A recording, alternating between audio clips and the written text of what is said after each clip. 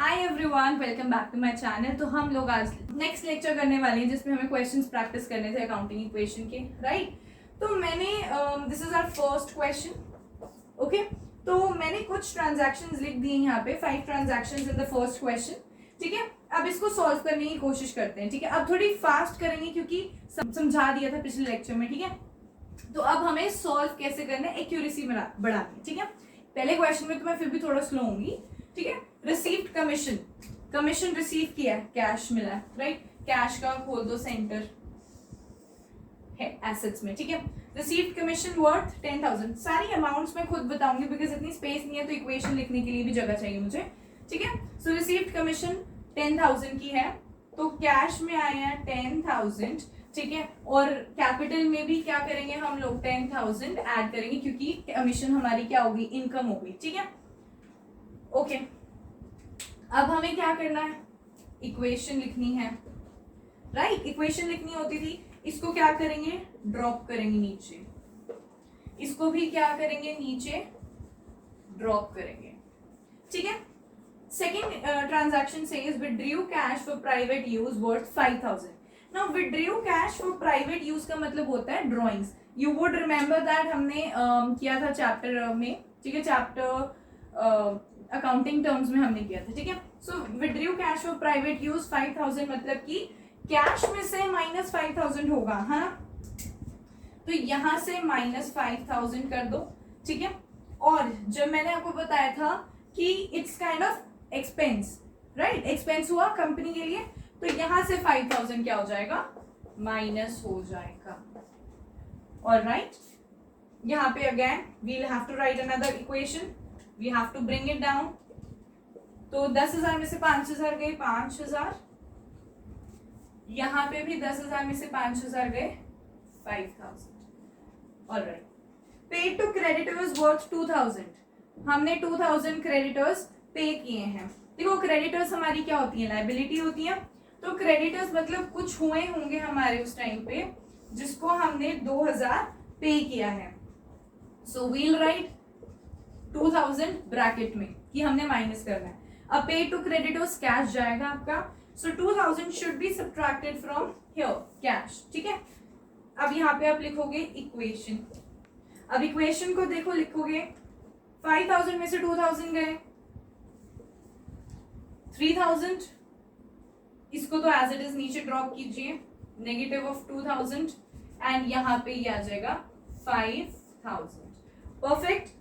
Now fourth transaction says sold goods for cash costing 10,000 at profit at the rate 10%, यानी कि we have sold goods for cash costing 10,000, मतलब 10,000 की goods है। तो stock जो हमारा यहाँ पे होगा ना, एसेट्स में स्टॉक वर्थ 10,000, ठीक है।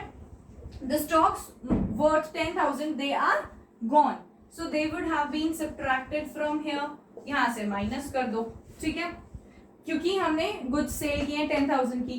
But sold goods for cash costing 10,000 at profit at the rate 10%, profit 10% of 10,000 is 1,000, तो 1,000 पे हमने क्या किया, प्रॉफिट, यानी कि 11,000 का मैंने बेचा होगा फॉर कैश। तो 11,000 का मैंने जब सेल किया होगा तो 11,000 की कैश आई है, तो कैश हम लोग यहाँ पे क्या लिखेंगे, 11,000 कैश में ऐड हो जाएगा।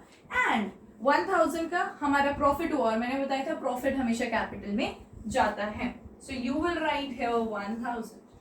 Perfect. Okay, then you can write down here the equation, इसको आप ब्रॉट डाउन कर लीजिए। 11 और 3 को ऐड करो, दैट इज 14,000। यहाँ पे 10,000 को माइनस ही करेंगे, 2,000 जो नीचे लाएंगे वो सब्ट्रैक्शन का ही रहेगा, एंड 5,000 प्लस 1,000 इज 6,000, ठीक है। अब आप ना एक चीज कर सकते हो, कंफर्म कर सकते हो कि क्या आपकी एसेट्स लायबिलिटीज प्लस कैपिटल की इक्वल आ रही है। एसेट्स कितनी बन रही है, 14,000 माइनस 10,000 यानी 4,000, और लायबिलिटीज और कैपिटल का 6,000 माइनस 2,000 4,000, मतलब हम लोग ने सही किया। ओके, लास्ट ट्रांजैक्शन बचती है जो है डिपॉजिटेड इनटू बैंक। हमने कुछ कैश, ये फॉर एग्जांपल 2,000 है, 2,000 की कैश हमने बैंक में डिपॉजिट कराया, तो ऑब्वियसली कैश में से 2,000 क्या हो जाएगा, माइनस हो जाएगा, 2,000 शुड बी माइनस। बट इसका इफेक्ट कहाँ पड़ेगा, एसेट्स में, जहां पे हम लोग किस तरीके से शो करेंगे इसको, बैंक 2000, ठीक है। अब इसका इफेक्ट 0 पड़ गया। अब आप इसको नीचे ब्रिंग कर दो सबको। सो 14 में से 2 गए, दैट इज 12,000, 10,000 माइनस का, है ना, ये 2000 नीचे उतरा, ये 2000 क्या है, माइनस का 2000, ये 6000, करेक्ट।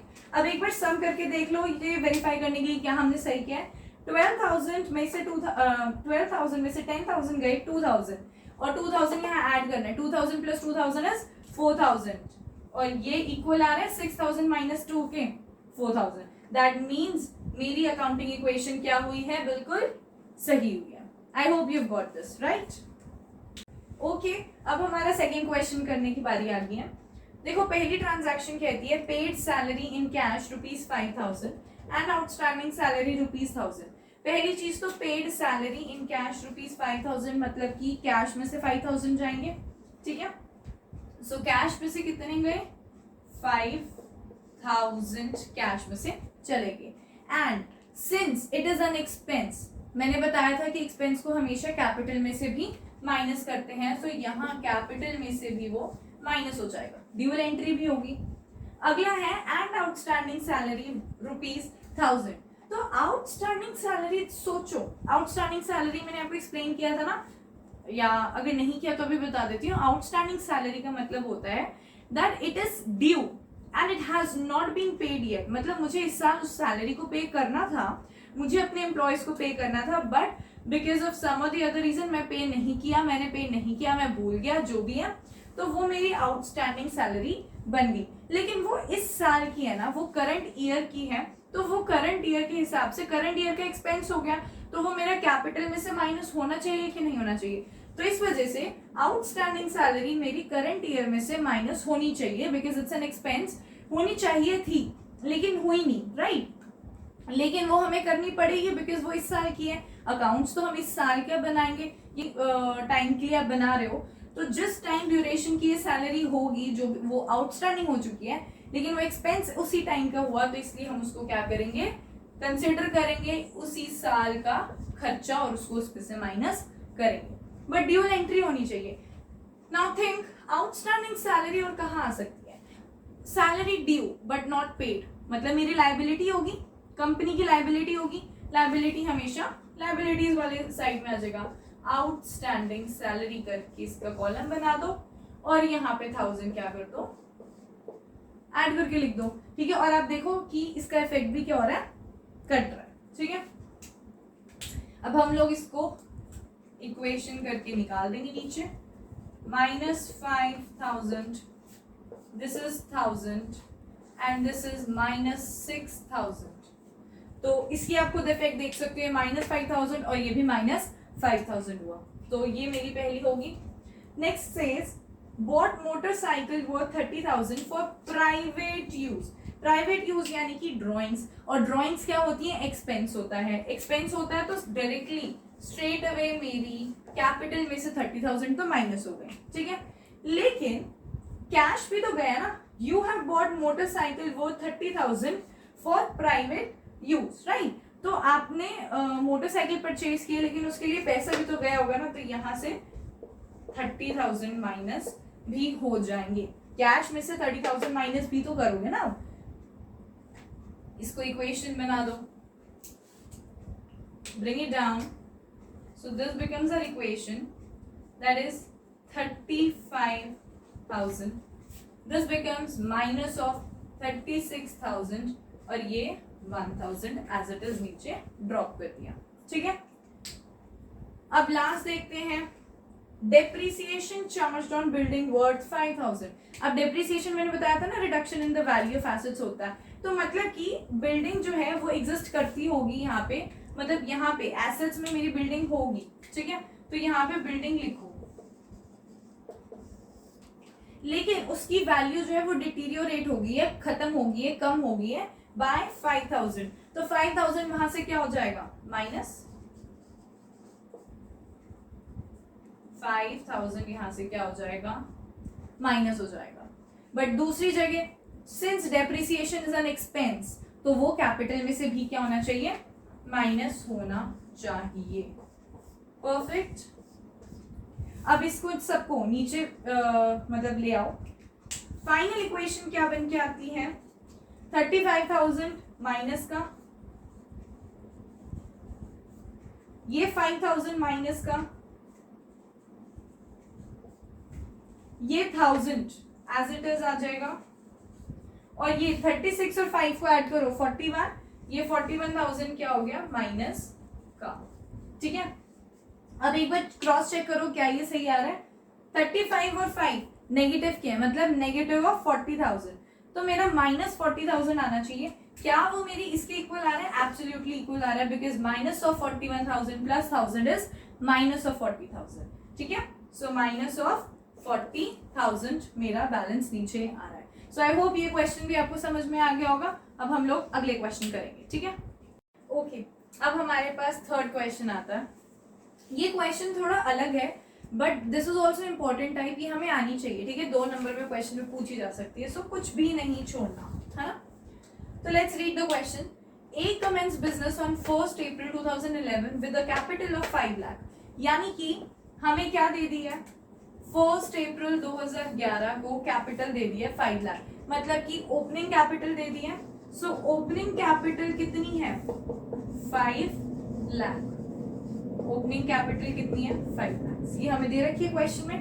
नेक्स्ट, ऑन 31 मार्च 2012, यानी कि क्लोजिंग डेट की बात कर रहे हैं, हिज एसेट्स वर वर्थ 7,80,000।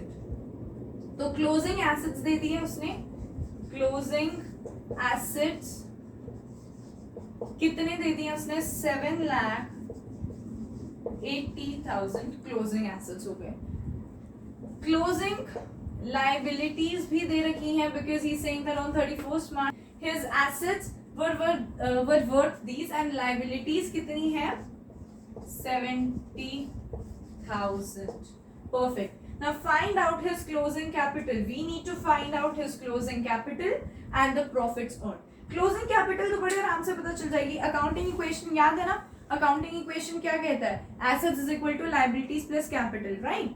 तो एसेट्स, क्लोजिंग एसेट्स दे रखी हैं और क्लोजिंग लाइबिलिटीज दे रखी हैं। जब 2 चीजें दे रखी हैं और हमें एक चीज निकालनी है, यानी कि क्लोजिंग कैपिटल निकालनी है, बड़े आराम से निकाल सकते हैं यूजिंग द इक्वेशन कि एसेट्स कितनी हो गई, 7,80,000 which is equal to liability 70,000 plus closing capital.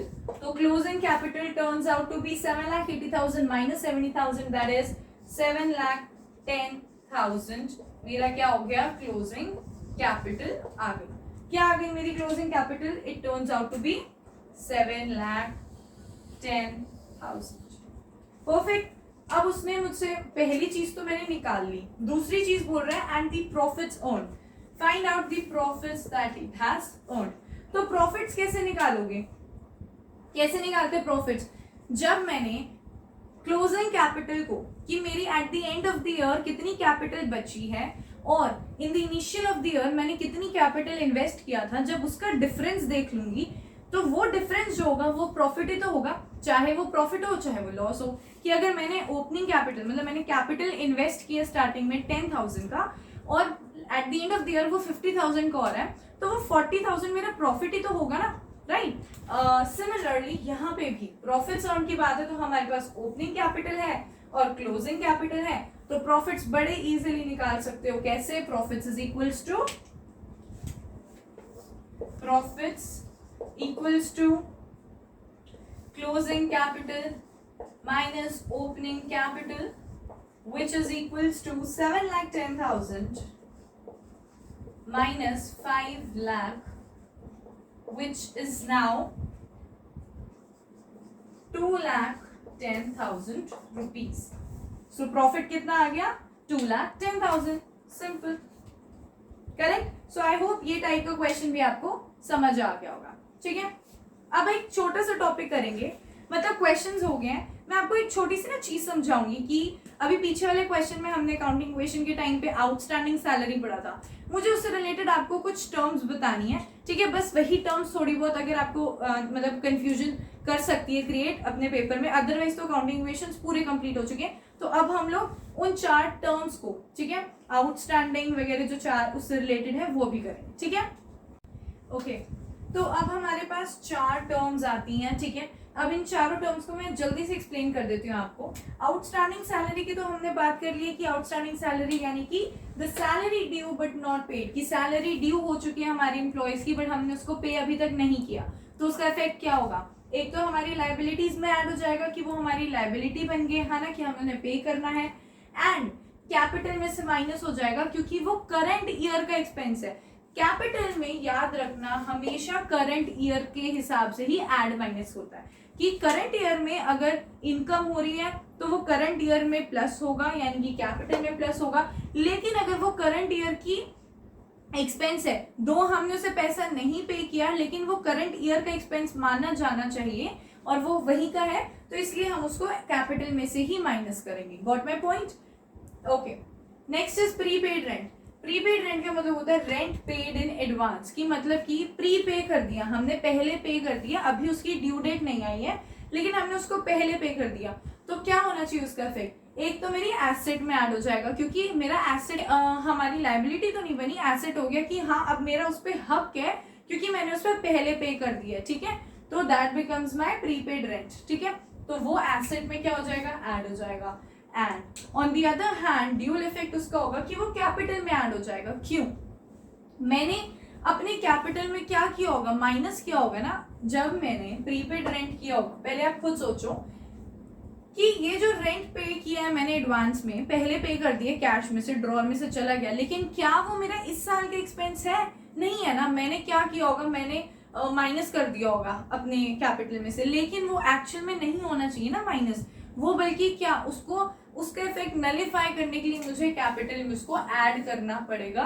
Y? Because वो मेरा इस साल का एक्सपेंडिचर है ही नहीं, वो मेरा अगले साल का एक्सपेंडिचर है, तो इसलिए हम कैपिटल में क्या करेंगे? ऐड करेंगे, माइनस नहीं करेंगे। Now the third one is accrued income. Accrued income का मतलब है income due but not received, कि हमारी इनकम ड्यू हो चुकी है, हमने उनको सर्विसेज प्रोवाइड कर दी है हमारी, जिसके बदले हमें इनकम मिलनी चाहिए, लेकिन अब तक हमें इनकम नहीं मिली है, तो वो हमारा एसेट हुआ।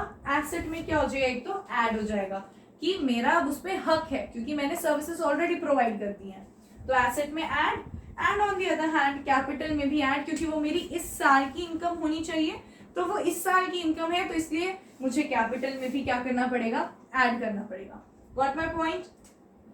Now the next one is fourth says unearned income, यानी कि the income received in advance, यानी कि मैंने अभी अपनी सर्विसेज उसको प्रोवाइड नहीं की लेकिन उसने मुझे पूरी अमाउंट पहले ही पे कर दिया, मतलब कि वो मेरी इस साल की मतलब इस साल की इनकम नहीं हुई ना, तो वो मेरी कैपिटल में से क्या होना चाहिए? माइनस होना चाहिए, क्योंकि वो इस साल का है ही नहीं, मुझे उसने पहले पे कर दिया। एंड सेकेंड इफेक्ट होगा कि मेरे को लाइबिलिटीज में उसे ऐड करना पड़ेगा। क्यों? क्योंकि मैं उसके लिए लायबल होगी, उसने मुझे पहले ही पे कर दिए, तो अब मेरी लाइबिलिटी बनती है कि मैं जितना भी बचा हुआ काम है वो उसको कंप्लीट करके दूं, बिकॉज उसने मुझे पूरी अमाउंट ऑलरेडी पे कर दी है। So I hope these 4 terms are clear to us, और इसी से हमारे आज चैप्टर खत्म होता है accounting equation, and I hope आपको समझ में आया होगा, ठीक है।